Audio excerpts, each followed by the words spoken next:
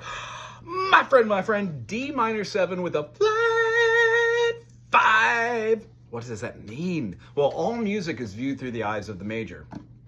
Thinking cap, you ready? D, E, F sharp, G, A, B, C sharp, and D.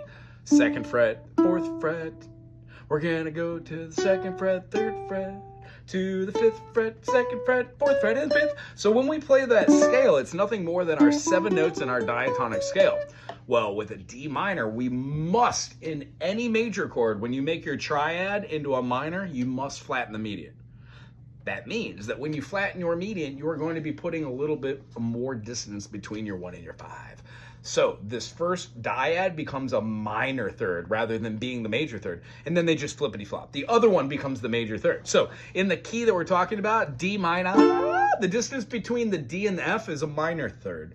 The distance between the F and the A is going to be a major third. So the consequences of this is it changes the way that our ear hears it. Now, you can't really get that minor 7 flat 5 here, but this chord we're talking about today, go. Put your first finger on the G sharp, or the A flat as we're going to call it. You're going to be putting the dissonant note here, and then putting your first finger on here on the F. That's our minor third, and then our third finger is going to wrap around to hit the D note, and then keep the A and put your pinky on the C. It's going to give you your dominant note right there, that minor 7. Right on. I love this chord. Use this one in lieu of any time you're trying to build a little tension in a minor phrasing. Like if you're playing a 2-5-1 in the key of, what's D minor the 2 of? C. So let's play D minor, G, C. Do, D minor. Now we take this and play to D minor 7 flat 5. Ooh-wee. Now into a G. Ooh-wee. Into a C. Ooh-wee. Right?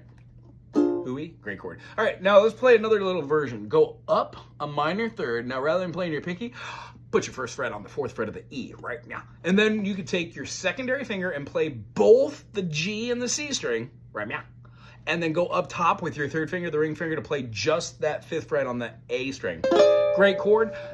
That's rock star status. If you're not there yet, don't worry. Just take your D minor, scoot it on up, go all the way up to your 4th fret when you play there and put your pinky up top. Kind of like playing a D minor 6. You get your D minor 7 flat 5. Almost every chord you learn in one position on the neck, when you scoot it up to the next position, makes another chord. Generally very similar, just flip-flops around some of those intervals. And then lastly, I think another valid one was almost from our last chord, the D minor with a major 7. You would go up to the 7th fret, and then rather than barring the whole 7th fret and barring partially on the 8th here, we're going to keep our fingers right here. Now, you can play this with all 4 fingers, but what I always say, never. No, I've said this before.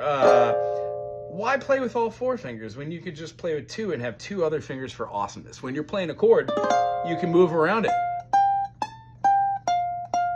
Right? So you can do in tone leading, move your own melody, things along those natures. If you enjoyed any of this, why don't you subscribe to B?